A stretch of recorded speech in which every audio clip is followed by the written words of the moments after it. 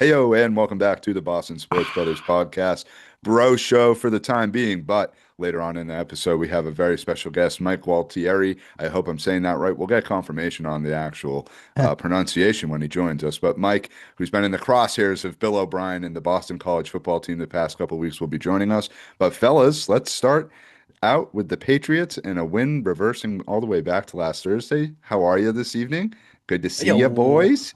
what's up, boys? Did we have Doing Gerard good. Mayo for a coach for a year? We I don't did. really. What I a just- terrible what- time that was. But boy, have that was things like the changed. I actually don't know what you're can- talking about. Hey, I Can, forgot hey, can, you all wanna- can we about that. now liken that to like the Bobby Can, Valentine year? can I say I actually want to say thank you to Gerard for winning that last game because I think we were all kind of like hyped on Travis Hunter, and Will Campbell has been everything that's been advertised and more.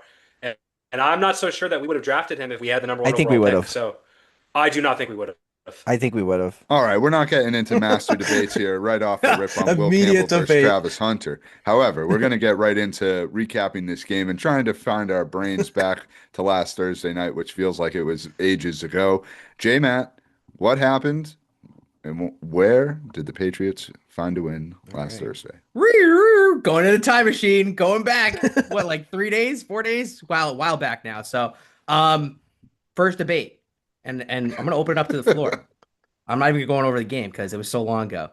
Do we like the uniforms? Do we like the Ugh. nor'easter uniforms? What's Yuck. going on? Yes or Yuck. yay or nay? Yuck. I think they look Yeah. kind of like It's that almost powder like blue. they look kind of like Giantsy, like when the Giants have kind of like their like alternates on. I don't know. I didn't love it. I think it's kind of it's a weird blue. It doesn't fit the Patriot blue, like You want to know what it looks like to me? yeah. It's kind of like, when it snows and then you get the snow plows that go out and they start doing the sanding and salting and they got like the gray, That's like, the whole point, man. yeah, it looks no, like the but- ice slush. yeah, but That's why that I to love me it. is, to me, that's disgusting. That's the epitome Yeah, I of, fucking hate that slush. There's Yeah, absolutely yeah, just, nothing yeah, worse that than one that. is Stick fucking with, step stick in with slush. these boys. colors. These colors. Bring back the fucking silver. Oh, you want to? How about this? This is an all-timer. The '90s the retro striped 90s? striped blue. Bring those back. We've only been Yeah. asking Yeah. for that for years. sick. No, I agree. Those I are agree. coming. I think they need to bring And that back was the game. some of the nostalgia, like the Reds. I love the Reds. Like Yeah. do that. They I don't played know. in those last year. It just feels But- weird, like when you're facing your rival too, and you see like the Jets green, you're like a different color. It kind of felt a little off. So I don't know. Jets thought- jerseys were I liked clean. it. I thought the they were Jets cool. all white jersey, very clean. I like They look that. nice. with the That was green nice. helmet, yeah, it was kind Yeah, of it's nice. good. Not bad. Those Not helmets bad. were so shiny. They The were. Jets were wearing. Justin So Justin shiny. Fields did a terrible job representing that clean uniform, though. Let's talk a little bit about the game because So, that really, I yeah. think, was the difference. I think the Patriots didn't play all that well. However, Justin Fields and the Jets, just an incompetent offense. Baruch atah Adonai, Mitchell cannot catch a ball. And it was just, the Pats those of kind of you had that that are weird under 30. Thursday night win. I want to be a Anybody little. jump in? I want to play a little devil's advocate here because Trayvon Henderson, obviously, he Yeah, had that's pretty three good. touchdowns, Beast. 62 rush yards on 19 carries. I've heard a lot of debate this week that people were saying that his game was a little overrated.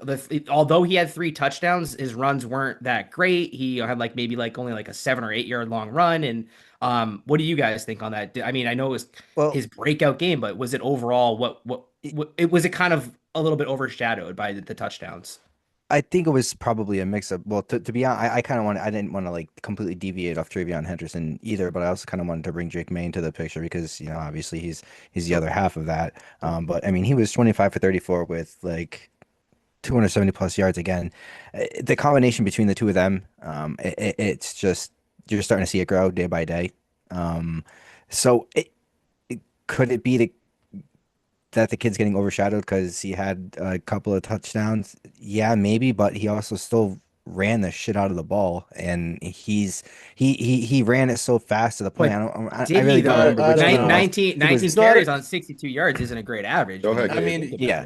one of them was a receiving touchdown, which once you got Yes. Trevion Henderson outside the numbers, I mean, he's flying.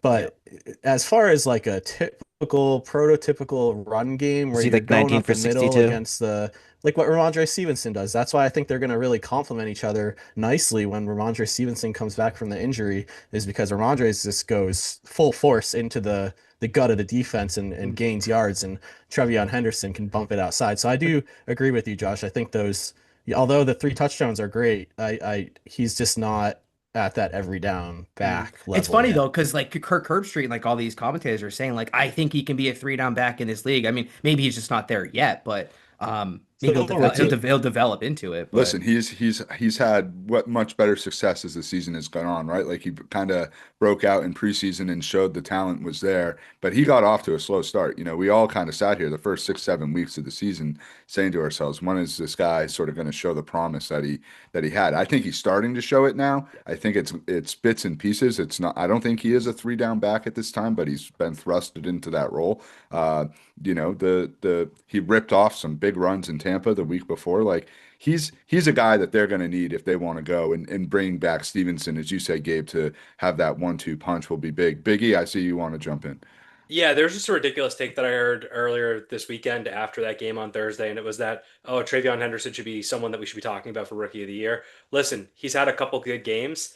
He's not Rookie of the Year. I mean, if he were to keep this on up, maybe going through the rest of the regular season, maybe you could put him in the conversation. But I think to even talk about that after week 11 is asinine. So just want to throw that out there. I think the kid had a great game. You know, the touchdowns are great. He's doing much better in the blitz pickup. So I think that's the other part of the game that I want to talk about with him is he's starting to show more of a complete understanding of where he's supposed to be and what he's supposed to do in the lanes and the holes he's supposed to run through. But I think to say he's, you know, in talks for a Rookie of the Year at this point, that to me is just ridiculous. yeah. No, not there yet. Let's put a few other things on the table from the game that we can discuss. I want to talk about Stephon Diggs. Yeah, I was about to say that. Diggy with it, baby. Diggs had a great 9 game. for 109. I mean, Very impressive. Being that number one guy that you haven't had, and just he moves the chains, he moves the sticks, and the energy he's bringing to this team is undeniable. It's unquestioned that he is Drake's favorite target because he tends to be the guy that's open. And you know, I think if you look at his games, I think besides maybe the first couple of weeks of the season, he's been really consistent, like getting about 7, 8 targets plus a game, making most of those targets catches. Not always getting, you know, 100 yards, but really being that possession receiver that we need. And I think the guy that's also impressive to me besides just Diggs was Matt Collins. Matt Collins has been the other safety blanket that has been just like absolutely crushing it the last couple weeks as well. So I think that's the crazy thing about this offense is going into the season, we would have said, oh, worst receiver room in the league. But even when guys like Booty, who's been a very pleasant surprise this year, when he's been out, other guys are stepping on up. And that's where I think this team is starting to look dangerous because it doesn't matter who's on the field. You have to account for everyone because Drake is going to look for every single one of those receivers. They're above average. They are. And then you have like Pop Douglas, who has the deep ball threat too. It's like, you know, he's not going to be like there every game, but he'll show flashes when he's going to be there, and when Drake will find him, he'll be open. He's quick off the break, and he can beat whoever's, well, not everybody, but he can beat a lot of the guys out there. And if Drake can toss the ball and throw it, you know, right in his breadbasket, you got a touchdown because Pop's a lot faster than most of those. Well, can we flip gears real quick to like the most one thing that is just, you know, what's going to happen with this team is the defense. The defense is going to let up a first score, whether it's a touchdown or a field goal. And it's like, don't bet on it this week because we've been harping on it, guys. Like, what's going on? Like, they gotta. Is it the scripted plays? Like, what is it? I could be. Part of me thinks they're like, at this point they've done it 9 out of 11 games now. At this, like, I'm starting to think they're doing it on purpose to see how they're gonna run plays. Like, what is going on? Like, it's crazy. Okay, that's how you gotta play absolutely me. Nuts. It's so frustrating. And when they get in a playoff situation and they do that, watch out because it's not going to be as easy to come back against the playoff team. That's a big point. They got to figure out a way to eliminate that. There's still the thing with this team is like they've had an unbelievable season, but there's still things that I think that they need to fix and get right, and that's certainly one of them. You know, the special teams has been pretty good, although Marcus Jones just like seems to be calling for a fair catch every punt now. It's like, dude, be dynamic. That's why you're out there. Borealis did miss a field goal in this game in a Thursday night game when points are you know, to bring that from a 2 to 3 possession game. So still covered. Yeah, I was gonna say Josh, you took the words out of my mouth. I think the spread was like 2.5. We were talking receivers. Kyle Williams. 11.5. Sorry, 12. It was 12 over here. 14. I don't even know much the one by, but if Kyle Williams could find a way to run the right route, he might be one of those guys that gets a ball from Drake giving up. just giving up on routes. Like, come on, like especially when you have an opportunity to get the playing time that he's been getting, like that's a good way to show the coaching staff, Josh McDaniels and Mike Vrabel, that hey, maybe you shouldn't be putting me out there. And like, it's a shame No because I think he is a connection. dynamic weapon. He just Oh, but you cannot stop in a he doesn't route. know where to go. No, Well, Like, but like there was one throw that Drake made that looked like, you know, it was going to be a seam route just right down, and Kyle Williams gave up halfway through the play. yeah, it's I don't know. He's just not comprehending it fully yet. no. And the one big takeaway from an injury Yeah. standpoint is Milton Williams goes down with a high ankle sprain. You probably definitely aren't gonna, got put on IR, so you're not going to see him until week 17, week 18. Thankfully, we have a Rest 'em. bye week as well in there. Yep. So, Right. Health is the biggest thing for this team. You got to get some of these guys back. The bye week being late this year is a blessing. So hopefully they go and take care of business against a Bengals team that no Burrow, no Jamar Chase now for Mhm. being a fucking idiot. Look, But I will say there's going to be an Well- opportunity for Tonga, Farmer, all these new guys, like the rookie Farmer. Like, let's see what this kid's got. Like, he's been playing and making some plays. Maybe get some. Maybe he'll develop a little bit. It could be an opportunity. So hey, Cool. enough Cool. enough Yeah. about this Silver Travis lining. Hunter Silver being lining. the best two-way player in the league. I think we got the best two-way player in the league on our team in Tonga. Tonga. I agree. Oh, yeah. I want to see the big boy score a touchdown in the next couple weeks because I think it's Here coming. comes the block. You might not see him though as much on offense, so they might have to save him a little Yeah. bit more for the defensive side. The They Tonga might. truck. No, but when you think about it, those play designs, and it's got to be McDaniel that's calling these plays. They're really brilliant because Tonga really he's got one goal and one goal only, and that's just the block.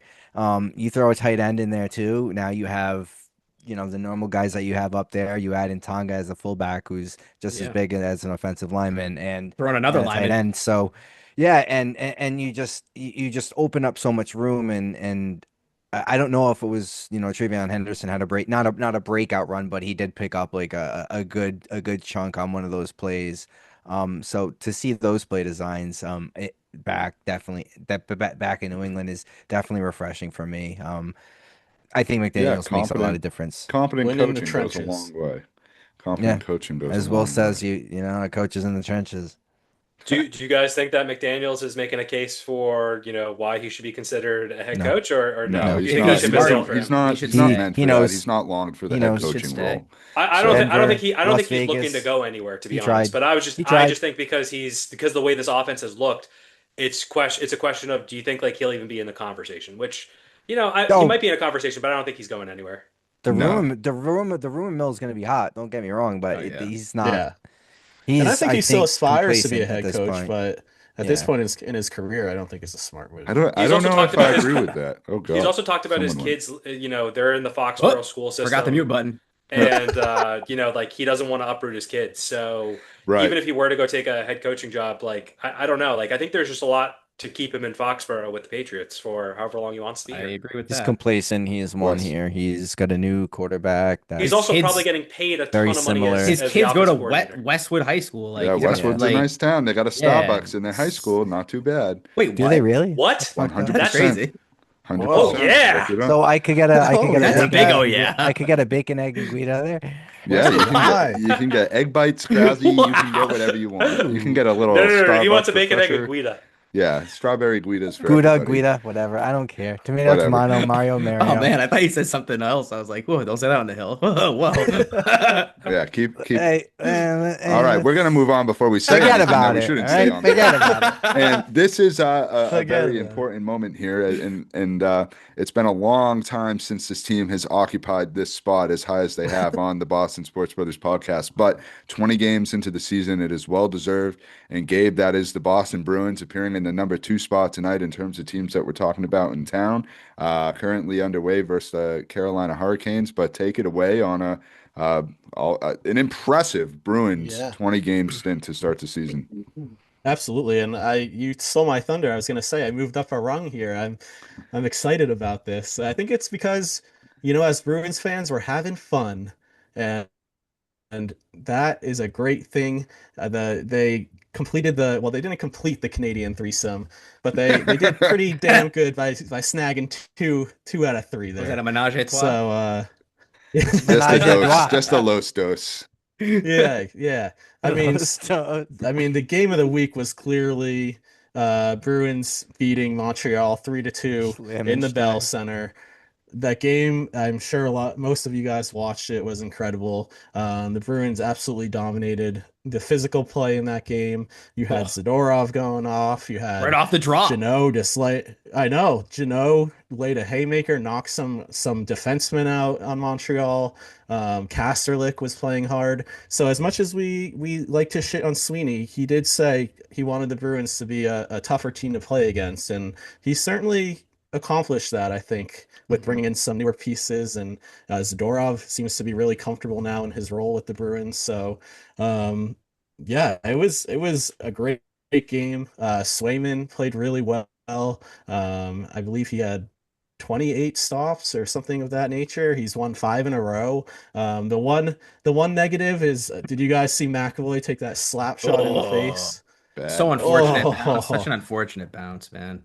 I feel so bad for McAvoy just between his like broken whatever happened with his shoulder and the I think in that tournament he was playing in and now this. I mean that was a pretty serious injury right there. As much as you like to make fun and say, oh, he got his chiclets fucking knocked out by the puck, like he might have had a little bit more going on there. I think he might have to call up Derek White and get that Boston Dental number from him, or even worse, like plastic surgery. Like I Yeah. don't even know. He got fucking rocked Face in the fracture, mouth. yeah. So just look Oh, like Brent was it a Burns. prayers physical Just out just fracture? to. just wait till the end of your career and get it fixed.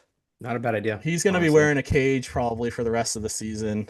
I don't know how hockey players, man, there is some tough son of a guns, but Chara would have been on the ice the next night. Yeah, he That's didn't that's even all I wear a know. visor. He hated that thing. He was grandfathered in. He said, "No, I'm not wearing that shit. Come on." But no, it was the Bruins play a fun style of hockey. I mean, I've completely bought in. It's they're not only are they scoring, but their defense is playing pretty well too. And the one thing that I'm a little nervous about is that the injuries are going to start piling up because they do have the most hits in the league, and I think they have the most penalties in the league, and like maybe I don't know about the most fights, but they're a very physical team. And how sustainable is that over an 82 game season when you're only 20 games in and you still have 62, and then you have another 2 month stretch in the playoffs? So that's my only thing is that we wanted this physical brand of hockey and we're getting it. But how sustainable can it be for the entire year playing that way? So my only thought. My biggest thought is the goaltender and Jeremy Swayman, as Gabe said, 5-0 in his last five, playing like the number one goalie that you need him to play as. And I think the distraction of the contract and all the nonsense that went along with the beginning of last year is out of the way. I know I mentioned this last show, but that clip of Marco Sturm calling them out and pretty much just I loved it. I loved it so much. It was finally a guy who was going to say to these guys, like, this is what it is, whether you want to hear it or not. And since then, this team has been wildly impressive. Like as Gabe said, like it's been fun to watch the Bruins. Like I'm intentionally trying to make sure that I'm in front of the TV for the Bruins, and I haven't been like that in a long time. And I don't know, maybe they have flipped the page in terms of the players and not holding on to the past. They everybody's gone from that sort of era. Marchand being the last. So I don't know. It's been good. The roller coaster in my hands is still up. And Still there up. might be another threesome in Havana, California coming up. Playing a little West Oh, Coast. I like Ooh, a little late living night Cali on that hockey. chicken, huh? west. Late night Bruins love hockey, those baby. threesomes, huh? They Hey, really do. that road trip will, you never know where the road may take you. And that could be to the other team on Causeway as well, Big E. Unless anybody Yeah. else has any other Bruins takes. I don't want to cut us short here on that team. No, I mean, one other thing I heard today, just real quick, is what the Bruins have been really good in the faceoff dot. I know, with Bergeron here the past however many years, 18, 20 years, he was a huge part of our success and always was known as a centerman that could win faceoffs and put his team in good position to bring the puck up ice or to score goals. And that's a positive, I think, kind of trend for this team as well. If they can continue winning the faceoffs, it could lead to more wins and hopefully, I don't know. Who knows? The sky's the limit for this team right now. they're doing Also, that do we with they're give doing do that we give without Don Lindholm too. do we give Yeah. Don Sweeney credit for where this team is right now? Because I think we've shat on him a lot, and rightfully so. But I do think we Nope. should probably give him a little bit of credit for how this team is playing. He put together the team. It's I think so it's the hard. coach. No takers. I think it's the coach. I think it's the coach. I do think Personally. I think we've hinted on Marco Sturm being a Yeah. big part of the turnaround as well. But yeah, no, I agree, Eric. Like we should probably eat some of the things we said about Sweeney as well, but it's still very hard to do. Yeah, I'm not doing that yet. Too Not- early. yeah. Way too early, guys. Come on. Let's see what he does. Let's see what he does with the draft pick. Let's get this team- I think that's the hard thing. Let's get this team to the playoffs, and a talking point that will come up as well if this team continues to impress and be towards the top of the standings is what do you do when it's time for the GM to start making some decisions in terms of this team and what buttons may he or may he not press. And so I think that the jury is still out on Sweeney and Neely and what happens there, but to be seen. And I think continue to keep the good vibes going here. A team that did get the good vibes going a little bit this past week as well as the Celtics, who have clawed their way back to a 500 record, which is good to see. And a long way to go still for this team. Big E has it all ready for us. Take it away. Yeah, I think this is about where we expected the Celtics to be this year. They're going to be a team that's competitive in most games that they're playing. When they play the dregs of the league, like the Grizzlies, like they played this week, they're going to absolutely dominate. And even when they play some of the good teams and they have leads, they're going to squander those leads. And I think that's very much like a microcosm of where we are with the Celtics right now. They're still really kind of figuring out their identity, figuring out their rotation. And Joe is making some tweaks and some alterations to the lineup. Case in point, we talked about Jordan Walsh last week. Jordan Walsh was basically a starter this past week in those 3 games. Played great in the game against the Clippers yesterday in that little Sunday afternoon appetizer on a football Sunday without the Patriots. And just in general, I would say, that win against the Clippers, while it looks good on paper, didn't feel as good watching that second half. Did not feel great seeing how that kind of collapse went down. And they did a great job holding James Harden to I think 5 points in the first half, and then he went off. So I know that this player in general is a player that we all, have strong feelings for, some good, some not bad, some bad. But this is where a Marcus Smart player could be useful on this team because he can defend a player like that, which we have seen multiple times. I'm not saying get Marcus Smart or anything like that. Mr. But Big I'm just Shot saying, didn't do too hot during his defensive slides on James Harden there. That wasn't very good. I will James say- Harden almost single-handedly brought the Clippers back. They're very lucky he did not make that 3 off the long inbound at the end of the game. I hate James Harden because I think he's kind of like a whiny player, Fat but oaf. but you gotta give Yeah, you gotta lazy give credit. fucking- He knows how to shoot, and he makes some moves on the Arrogant court asshole. that are just He knows his strip clubs too. That's for great. He damn does. sure. He also loves his wings. That's from why he Magic City. stays in. Don't forget that. That's why. That's So probably why he H-Town. hates Boston because it's Yeah. slim He's pickings. in, Ain't he's no in more golden Siberia banana. more ways than one. It's awesome. But I think the game that really bothered me the most was the loss against Philly. And the loss against Philly bothers me because we played them tight in every single game we played them so far this year. There's been no blowout one way or the other, and we just can't really seem to get over the hump. We did win that one game against them, but they have it against us right now, and I just feel like yes, they're not a complete team either because they're missing Paul George, who should be returning this week. But I'm worried that in the division and how we're looking in the Atlantic, that we are not going to be good enough to not be a play-in team. And that's okay. And maybe being a play-in team when Tatum comes back is fine because we'll dominate whoever we're going to go up against. But I just don't see us being a top 6 team right now. And, I still think there are moves to be made on this team, and there are players that we're developing. It's just it's a developmental year. It's really the only way I can look at it. We're not a championship level team. And yes, I know there are players on that team that believe that, they are championship level, and I want them to believe that because, you make a few trades on this team, you bring back Tatum, you bring in some pieces. Yeah, it is a championship level team, but as it's currently constructed right now, they're not there.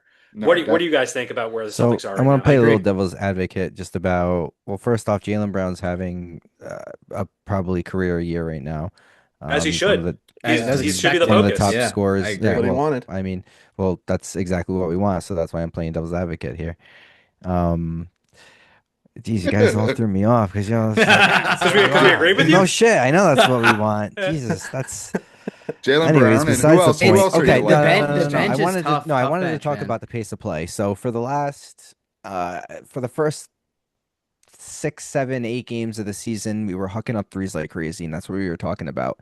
In the postseason, when we had Kayla on, we talked a lot about pace of play and how that was going to change a lot. And when we're talking about the Celtics hucking up all these threes, and we're supposed to be changing the way that we're playing the game, it's not going to translate well because we're not a three shooting team. That's not what this team is. Yes, there are guys on this team that can shoot the three, but we don't have, front court guys that can space the floor and shoot the three like we did before when we had Al and we had, Porzingis. So it's completely different in that regards. I want to see them continue to kind of play with that pace of play that we were kind of talking about, and not go back to just kind of hurling it up because those guys can hit the threes. Derek White can hit the threes. Peyton Pritchard can hit the threes. Sam Hauser can hit the threes.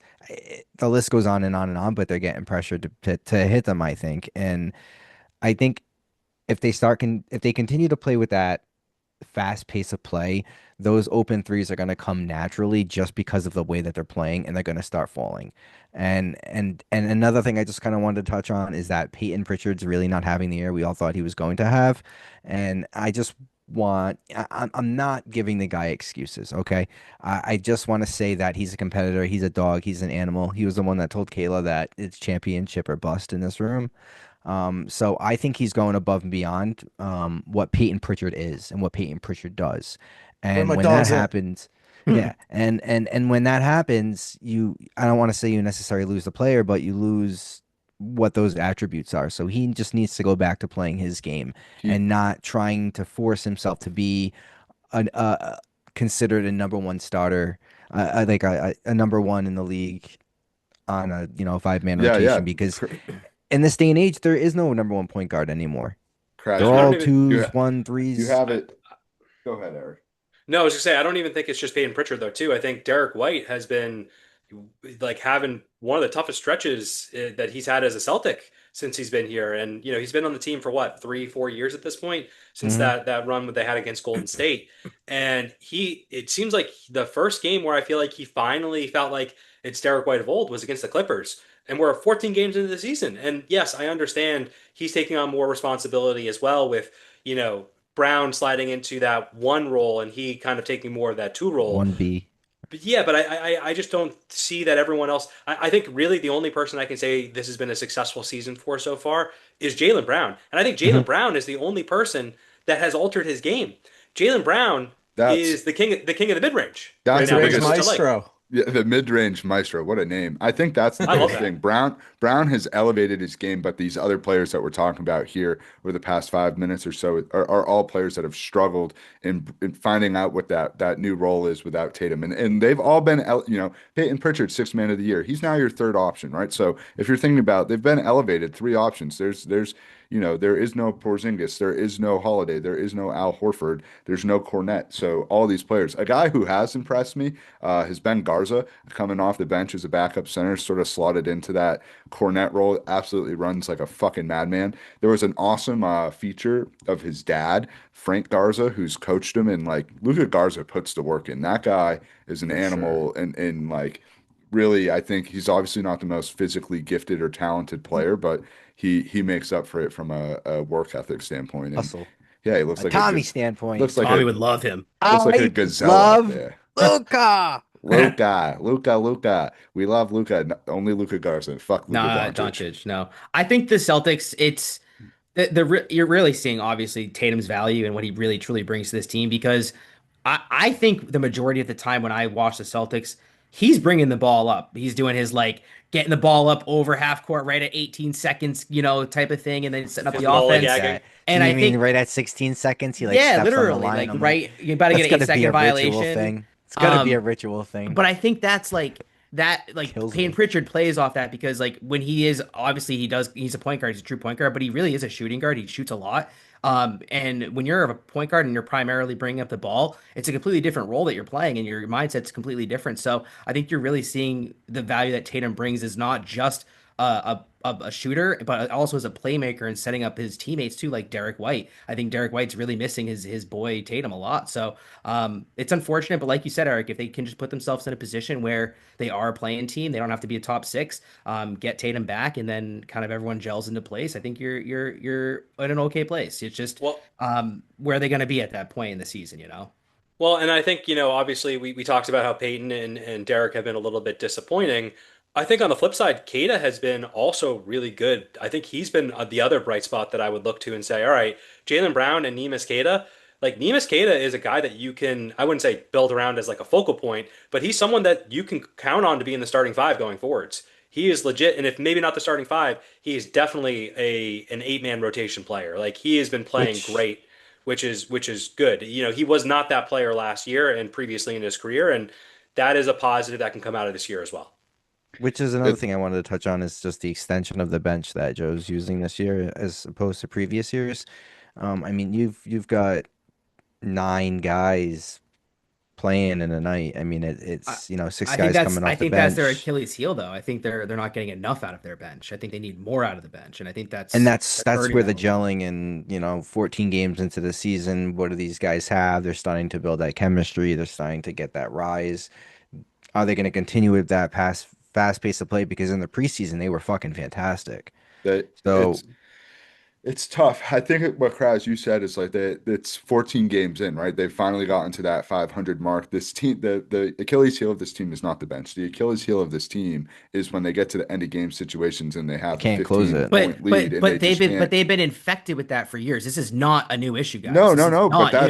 They've been that's infected with that. it's So been that's since the Brad Stevens The days as Bridges, coach. since so the that Bridges with I Isaiah It's something Thomas. they've never been able to figure that out. I just so that's their it's Achilles brutal. heel. It's fucking brutal. Like it's been a 10-year running thing before Tatum, but with whoever they had, like they just can't figure out how to keep a lead at the end of these games. It's unbelievably frustrating, and that's why they're 7-7 instead of like 10-5 in a place where they're in that top six, Biggie, as you let us off here in the segment. Like if this team wants to get out of being in that play-in situation so that when Tatum gets back, they could potentially make a serious run, they've got to take advantage of this upcoming week that they have of games that are all beatable opponents. You got 2 versus Brooklyn and you got 1 versus Orlando. We'll talk about it more in the Pike, but very, very beatable teams here over the week of play for the Celtics. So 7-7, lots more to find out about the Celtics as we go on. And as our chat here is going throughout the show, if you're not following us on social media, you better get following us on social media because we are out there every day making sure Dogging that you it. see us. And yeah, if you're not following us on X, Instagram, and TikTok, go click your phone right now over there and follow It's us. just a fucking tap. Just hit Tap, tap. tap, tap away, baby. It's not a big deal. You know what? Are They don't you too not quite. good gonna to hurt follow? you. Are you too good to follow? We'll give you a follow back if you Floating follow head. Yeah, us. we'll follow. You know what? That's a I saw Boston. that too. That's a Boston Sports Brothers guarantee. Give us a That's a follow, promise. and we'll follow you back. That's a promise. Out of us. Biggie looks like he I has a monitor that every Harry day. Potter I don't know if I want invisibility to follow cloak that. on right now. I don't want Oh, that. God. You're Oh, freaking God. him out, Eric. You're freaking Hold him on. out. All right. I That's don't mean to bring it up, but that was almost JD Vance like. Oh Jesus, we're not going there. All right, we are going to go No, just the into meme, the meme. a quick I Red knew what you Sox minute here, Kraz, in the offseason as the pod is on the stove, the knob has been turned. It's a We're on very simmer. low heat, not quite what we're looking for at the on coffee, but the simmer. heat is on. The couscous is getting yeah. fluffed. What? That's a new one. All right, Couscous. fluff the couscous, baby. The will ya? couscous, you leave it on simmer for 8 to 10 minutes. Come on now. Like, do you not know how to cook? I pearl know. couscous? I'm familiar with the couscous Okay. game. I like the yes. big pearls. You like the That's pearls? what I do. I Israeli toast it up a little couscous. bit. Is that exactly the Israeli That's what she couscous? said. You toast it up with a little bit of butter, and then it's fucking phenomenal. Anyways, the Red Sox. Ugh. Yeah, so we're on simmer here. We're letting everything kind of That gel up. couscous. Truck day is right around the corner. From what I've been hearing, I know, right? I'm already counting down the days. From what I've been hearing, well, clearly they're shopping Duran. They signed that arbitration deal with him that we talked about in the last episode, but in the winter meetings, really the discussion's been getting rid of Duran. I mean, at the GM meetings, rather, the discussions have been shopping Duran. So expect that. I kind of talked about it in the group a little bit and in the previous episode. They're looking for a number two starter. They're looking for a corner outfield. So expect one of those two things to kind of happen. I'm completely okay with letting one of the younger guys go. That's fine with me. If we can get a legitimate number two guy to be behind him, I'm confident in the scouting department that we have now to be able to actually scout, you know, legitimate pitchers that are going to move forward. As much as it would suck to see Peyton Toll move with that mustache, I feel like he would be the one that would have to go.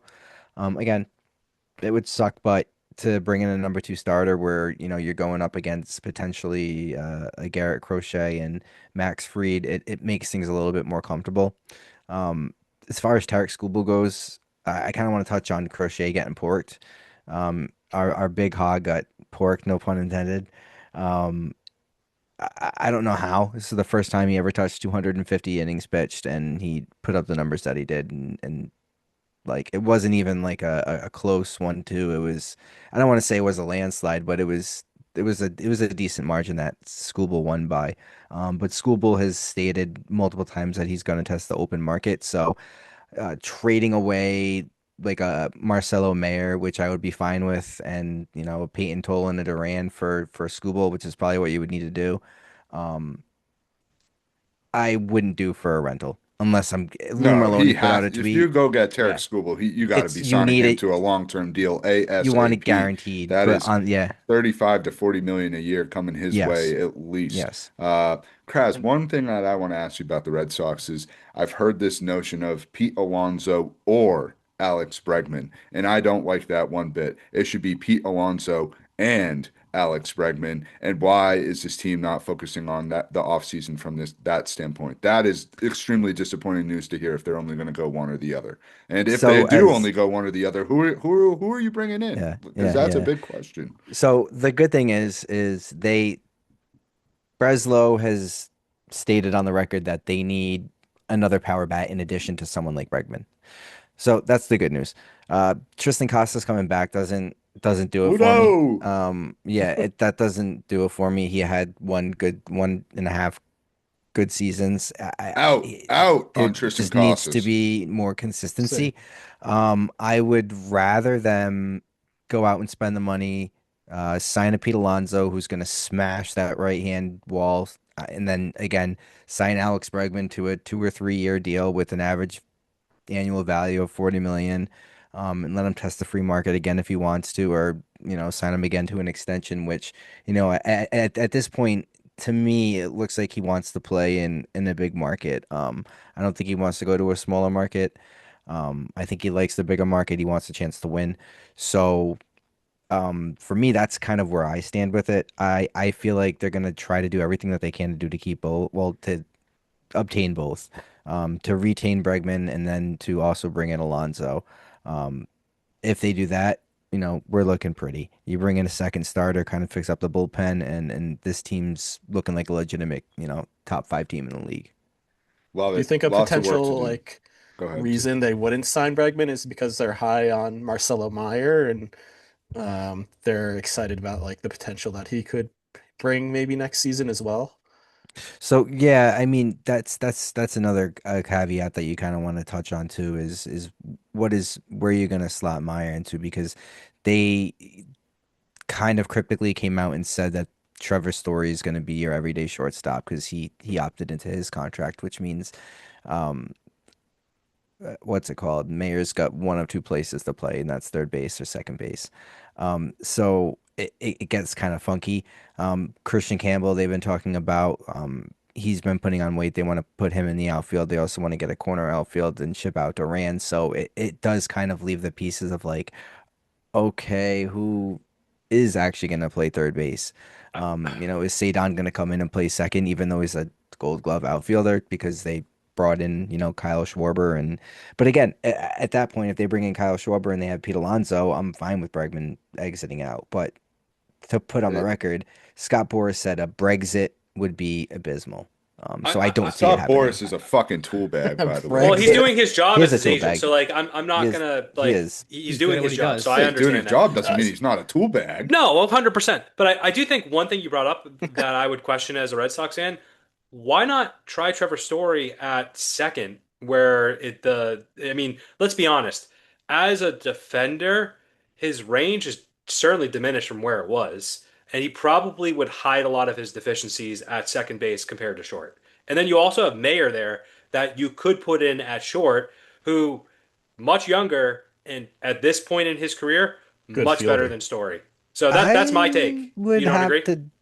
No, I would have to look at the statistics and see exactly what his defensive metrics Well, were. look at But his charts. from what I remember watching throughout the season, Trevor Story was. I mean, He had some pretty brutal errors over the course he of the had some season pretty on brutal throwing errors, but we talked He had a about tough how, season.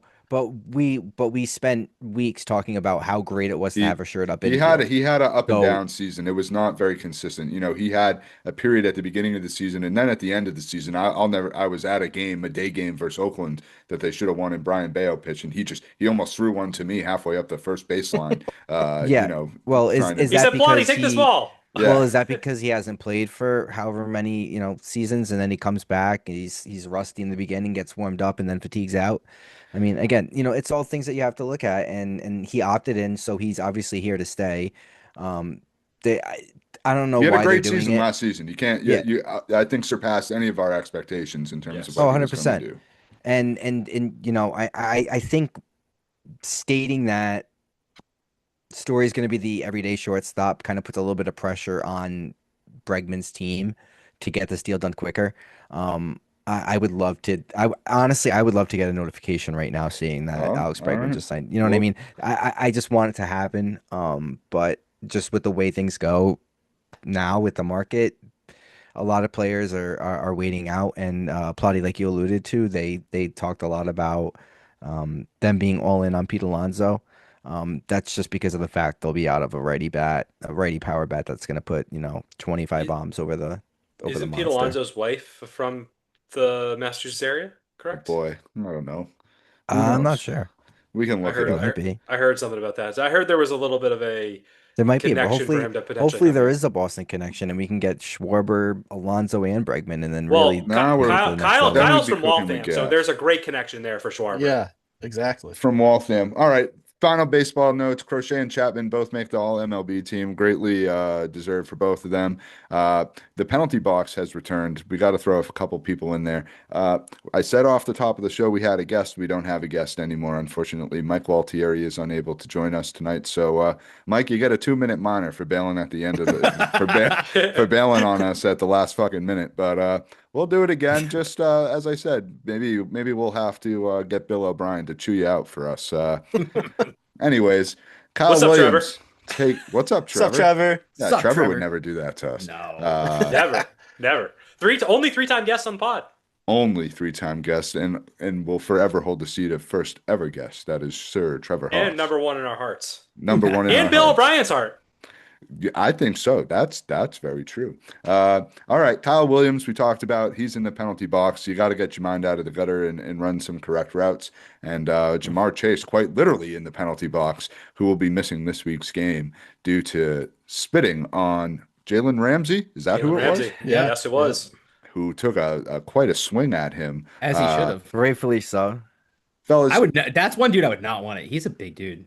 That's battery, before man. we You can't before we spit on somebody. transition to our next segment, I have a question because I saw we don't often go to different sports and whatnot, but I did see Jake Paul is fighting Anthony Joshua. And I am so excited because I hope that this is a real fight and he just gets his ass knocked out because what we He saw. never will. I mean, he never Anthony, will. no, Anthony Joshua is a real boxer, Eric. I don't think he's a real boxer. I don't think you understand. I want to make sure that I get the actual numbers correct, okay? Like Anthony Joshua was legit. This guy is Yeah. 6'6", Yeah. 245 fucking pounds, But- and he's but an he- actual fucking boxer. Yeah, he okay? boxes He real is going dudes, yeah. to knock the fucking shit out of Please. Jake Paul. Fucking timestamp this clip here. Put the fucking money on the house. Well, actually, I take that back because it could be a complete. When you lose the house, when you lose the house, Make the- Sam's gonna be like, no refunds, Make the no statement that you're reimbursements. not a gambling expert. You don't know. Yeah, anything. I'm not a gambling expert at all. Jake Harrington. Paul If you've got a clearly gambling makes issue, a lot more please seek money.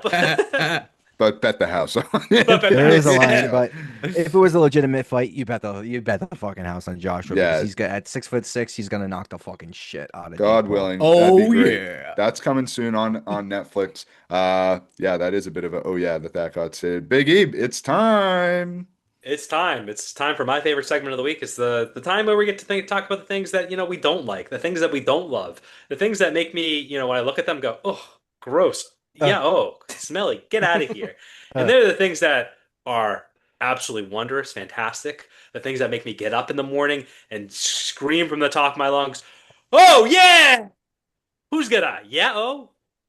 Or an oh, yeah. We got a few. We got a few. Let's start off with the yeah because it's that time of year and I'm driving around here in a new town and there are fucking leaves everywhere. Absolutely, it is like a tornado of leaves every single day here. I there's nowhere for them to go. It's I'm constantly out there with the blower trying to fucking combat them. It is a disaster. I can tell you why. It's like, where do they It's go? Like, do disaster. they just disappear? They all just I like, can tell. I can yeah. tell you why. They're like that. Just yeah. Why are the They're leaves there? What do you biodegradable. mean? Yeah, What do you think, scientist Sam? Well, I mean, think about what season we're in right now. Yeah, no shit. Fall. The leaves fall. In fall, exactly. So Technically, there's leaves it's everywhere. called autumn. Yeah, it'll take I you will ferment- say it did snow in Fitchburg last night. Wow. Oh, Yeah, we what got the, a- I, we got got a think little that's I think dusting. that's more of a yao. Yeah, Is not down in what not the down hell in is the, going on with this weather? It was 18 degrees with the wind chill this morning. We are in mid-November. Yao! Yao! It's no, a disaster. no snow down right in Rhode now. Island, down in Oh. Florida, Nah. down here. Nah, we didn't even touch you guys, 30s. You guys, you're a Oh. little coastal community. Okay. Maybe mid-30s. We haven't even had our first frost yet. Oh, Seriously. you have absolutely had your first frost. What are you talking about? No, I don't think he has. Oh, You don't know? Yeah, yeah, you might as well be at the fucking equator where you are. All right, go have fun at Mar-a-Lago. But nobody's going Listen, to we Mar-a-Lago. have the best. Yao, sports yao. here. Yao. The best. Okay, it's only the best. Only the best. All It's right. only the best. No one loves Mar-a-Lago more than me. Oh One God. One of the true best of all time is our beloved favorite barbecue restaurant in Massachusetts, Fireflies. I saw his daughters who have taken over and really like running Crushing the it. entire place are crushing it.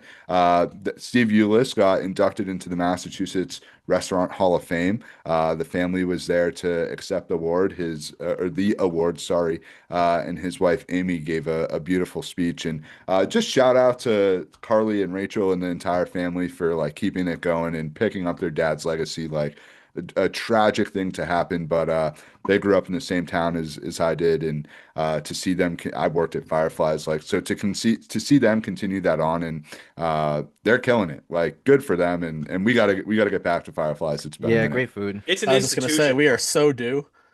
So well, the Fly is kind of a central meeting point here for us as well. So We we'll got a have lot to- of places to go. We got to go to the Firefly. We got to go to Kaku. We almost just need. need like a full day or Kowloon. weekend to just go eat, just like Oh. Throw some Let me pizza tell you, in there. Man. One of us went to the Kowloon recently, and it was fabulous. I was at the Loon recently as well. Fantastic meal as always. So yeah, So jealous. it's eating season as well. You know, we talked about fall, but it's It's coming. It's here. It's It's coming bulking right season. up. It It's is. bulking Hibernation Yeah, yeah. season. Let me tell you, mean- as someone who's lost a lot of weight between last winter Have and this you? winter, We it didn't is- notice.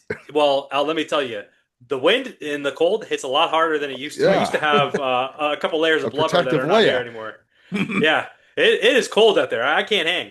Oh, Yeah, you good. ever heard that term "cold to the bones"? How bad's the bone, baby? Scientist He's Kraz bad. over there. Yeah, Jesus Christ. Well, Scientist Kraz, I have one more that just came to the top of my mind. I don't know if anybody else saw this. A big whale washed up on the shore of Nantucket. And you Oh, want to wow. know what happened? Moby the Dick. whale got caught in the wind farms out there. So we have a situation going on. Not good, not good. Blades falling off fucking wind farms in Bourne, right off 495, falling into the cranberry bogs. We got issues with the wind. I'm telling you, it all comes back to the wind. Those Well, cranberry bugs. depending on who you are, you might say that those things cause cancer too, which is, an asinine statement. But, hey, let's add it into the pile right All now. about the oil, baby. Well, you can get some oil from How you that gonna dead watch whale. TV if the wind's not blowing tonight? Sorry, honey, no TV. The wind's not blowing. What? Scientist Sam. Scientist Sam gonna go stick his aluminum Nah, foil for people out the that window for so he for can get for, reception. For people that know, people will know. God, All we're not, right. I don't know if Eric there's Scholl. Well, I think there's anybody 4 of us here that don't gonna know. have any fucking You'll clue what find you out. just said. Looks like All Eric right. keeps putting his blinkers on Might as well over just there. speak Mandarin, bro. What was that? let's put our blinker on to the Pike and take this fucking thing home because I have no idea where we are, but we're gonna get situated here. Patriots take on the Bengals, but we realized we talk about the game. So J-Matt, with the Pike this week, tell us about your favorite NFL game that's on the slate that folks should be Yeah. tuning into. So this is, I mean, my favorite game. I think is I'm biased because I'm a Pats fan. So I think all Patriots Nation should be watching this game. It's Colts at Chiefs. Obviously we all hate the Chiefs and they're 5-5. So this could be like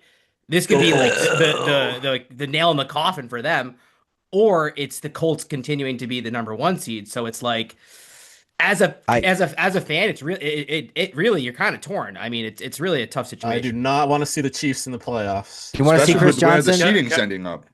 Yeah, You want Is there an Drake May to have to alternative? face Chris Johnson? it's tough. It's tough. It's like, do you want Cincy to still have? I mean, not Cincy. You want the Colts to have the one seed, or do you want the Chiefs to potentially sneak into the wild card? It's like pick your poison. I have a Because- sneaky game next week that I'm excited about, and it's the Bills Texans Thursday night. The Texans have been playing really well as of late, and the Bills, yes, they beat up on the Bucks last week, but Josh Allen beat up I on them. don't I don't think that this is just like Josh Allen is a cheat code. I just don't think that this is an easy game for the Bills because that defense in Houston is Sus. probably no, that defense in Bills Houston is sus. yeah, the Bills are sus, but that defense in Houston is probably, if not the top unit, top 2, top 3 in the league. They are nasty. So I'm curious to see how they do, and they can help us out with a little bit of a more breathing room in the division. So that's one I'm looking at myself. Yeah, I gotta agree with J Matt. Colts at Chiefs is a big one. I think you gotta if the Colts win, you gotta find a way for them to hopefully lose one down the Yeah, stretch and for you to keep it. I want absolutely nothing to do with the Chiefs in the playoffs. I think that's Yes. the one team that could derail things that is just sort of lurking, if you will, and you can't count them out. The Chiefs remind me of where the Patriots were in like 2017, 2018. I now. want them done, And- like and- mathematically out. Kill They I might think be. they're- If they lose again, they might be. One thing to That's think what I about really want hard. to happen. One thing I to just think about want- that's with the Colts is they They're don't done. have an easy schedule. So like I think that that's something also to consider here because when you look at who they're playing the Chiefs next week. Same with the Chiefs too. Their schedule. They have 2 games against the Jaguars, and say what you want about the Jaguars, but they have a winning record and they have 2 Yeah. games against them. They have a game against the Seahawks, a game against the 49ers, and they have 2 games against the Texans. So like I don't think it's a foregone conclusion that they're not going to lose some games here down the stretch. This is a must-win game for the Chiefs. Now I'm looking at it. This is a It's a must-win huge game. win for them. They need Huge this. game. They need it because they're facing the Texans, the Chargers, and the Broncos down the stretch. They need this win. It's okay. The Hey, Chargers are big- frauds. Don't worry about them. Big weekend. You got to take care of your own, though. You gotta go ahead and win this game versus Cincinnati with the players that they have. Take care of business. Take care of business the week after, and then head into the bye, looking at We're on to 11-2 Cincinnati. and being Some in decent control games of in the NFC as well. your own Yeah, destiny. it's a good slate. Good Philadelphia, slate. Dallas. That's a good Bucks, rivalry. Bucks, Rams. Vikings, The Packers. Rams are nasty. Oh my Yeah. gosh. Rams are It's, nasty. NFC is definitely a little bit more the cream of the crop this year, I'd say, and is going to be a duke it out sort of battle. That So Philly team's a tough team, man. It's That defense. defensively, it's unbelievable. Offensively, Yeah, if they can weird. get anything going, a I mean, question. they're going to be a team to be reckoned with as well. So, lots of NFL talk there. Great slate of games coming up this weekend. The Bruins, Gabe, the Bruins with 4 games, in a California threesome this week. So they're Down going to 2-0 go right Cali now. Chick down 2-0. So Yep. let's take Almost this just game gave up off another the goal. table versus Carolina, Gabe. And what of the California threesome are you looking forward to most? I am looking forward most to the Bruins at San Jose, mostly because you got Macklin Celebrini. I believe he's second in the league in points right now. He's a BU kid, Boston University, having some really great success out in San Jose. They also have Will Smith, who is another centerman who I believe he played for BU as well. I could be He wrong. gets jiggy but- with it too. Yeah, he does get those two they're just a great up and coming young duo in the NHL, and they're super exciting to watch. And as a Bruins fan, we don't get to watch a lot of West Coast teams, so I'm keying in on the San Jose Sharks that Sunday at 8 p.m. Nice. That's a nice start time too. I love that. Yeah, 8 p.m. is great. 10:30 end. Not bad on a Sunday. Yeah. Let me tell you, Sunday we got quite the day. We got the Patriots at 1 o'clock. We got the Magic and the Celtics at 6, and then we got the Bruins and San Jose Sharks at 8. So That's Sunday, a full course meal. get your asses in your seat on Sunday because there's a good I'm chance gonna you're be not in going to bed, be getting man. up from your seat from 1 o'clock until the end of that Bruins game around 10:30. Get your steps in early, guys. Is there a Seriously. 9:30 game? on Plotty didn't Sunday even by hear chance? I know Get that your you steps gotta get down your early. Yeah, you better be getting your steps in. You got to go for your walk early. It might be cold out, so you need your hats and gloves. So Maybe go for a run. There might An be extra leaves. layer. Go take a Biggie, if walk you around go- the cul-de-sac. Yeah. leaves. Put on. God, the leaves. Mow your Dog walker. lawn. Make sure you mow your lawn early. Got to mow your lawn.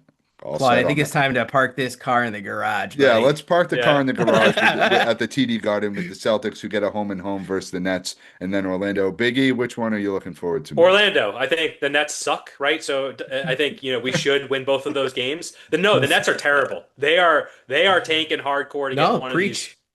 one of these good players. They've been tanking for about a decade. The so. Celtics Yeah. should have a winning record when we return to record next Monday. They absolutely should. Because at Knock worst on they go wood 2-1 on that, and they lose to the Magic. They should have a winning record. But I think the Magic's the game of the week that the game that we're looking at because of the slate that they're playing. That's the most competitive team, and they are 1-1 against them or 1-2. And I believe that might be a cup play game as well. 1-1. Yeah. 1-1, and so it's a good rubber match. Yeah, I think, and obviously it's taking place on Sunday, so we're gonna stick with that Basically- Sunday There we vibes. go. Yeah, if Sunday, you're gonna watch Sunday. sports on any day this week, Sunday's your day. Sunday, Sunday. And as J Matt said, we are going to park the car right in the garage. That'll do it for episode 62 of the Boston Sports Brothers podcast. Great episode, fellas. Always a good time. To the audience, near, far, wherever you are, thank you for tuning in. We'll see you next Next time. week. We'll see you next week. Later. Adios.